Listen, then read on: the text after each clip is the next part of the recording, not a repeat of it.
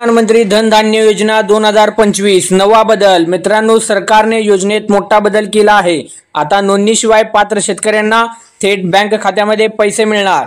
ही योजना सध्या सर्वाधिक चर्चेत आहे आणि जिल्हा स्तरावर डेटा अपडेट सुरू झाले आहेत।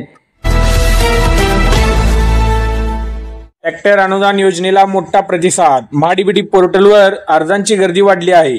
2025 साठी ट्रॅक्टर खरेदीवर सरकारकडून 50% अनुदान मिळणार। शेतकऱ्यांनी लवकरात लवकर अर्ज करावा, अशी कृषी विभागाचे आवाहन।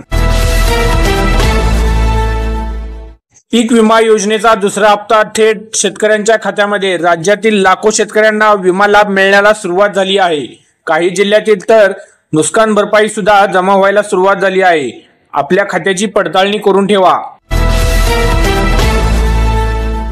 सौर कृषी पंप योजना पुन्हा सुरू। 90% अनुदानासह सौर पंप देण्यात येणार आहेत। अर्ज ऑनलाईन खुले झाले असून निवड नॉटरी पद्धतीने होणार आहे। वीज बिले वाचवण्यासाठी सिंचनाची उत्तम संधी आहे। कापूस उत्पादक शेतकऱ्यांसाठी आनंद वार्ता। सरकारने नव्या हंगामासाठी खरेदी दर वाढवले आहेत। आता कापूस प्रति क्विंटल 9200 पर्यंत दर मिळणार। मार्केट समितीमध्ये नोंदणी सुरू झाली आहे। कांद्याचा MSP वाढला। कांदा उत्पादकांना दिलासा। केंद्र सरकारने कांद्याचा किमान आधारभूत दर 14 रुपये किलो निश्चित केला आहे। नाफेड मार्फत थेट खरेदीची तयारी सुरू। खताच्या दरात मोठी घट। युरिया, DAP आणि कॉम्प्लेक्स खताचे दर कमी झाले आहेत। शेतकऱ्यांना आता 200 ते 400 रुपयांनी स्वस्त खत मिळणार। सरकारने अनुदान वाढवलेले आहे।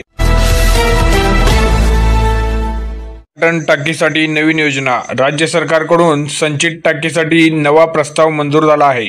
10,000 लिटर टाकीवर थेट अनुदान।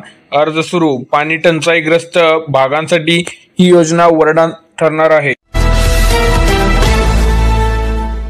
अनुदान योजनेसाठी शेवटची तारीख 15 नोव्हेंबर पूर्वी अर्ज करा, नंतर पुढील टप्प्यात वाट पाहावी लागेल। या योजनेत 50% बियाणे अनुदान उपलब्ध आहे। शेतकऱ्यांसाठी शेतकरी आरोग्य योजना सुरू। राज्यातील सर्व शेतकऱ्यांना मोफत आरोग्य तपासणी आणि औषध पुरवठा। प्रत्येक तालुक्यात हेल्थ कॅम्प होणार आहेत।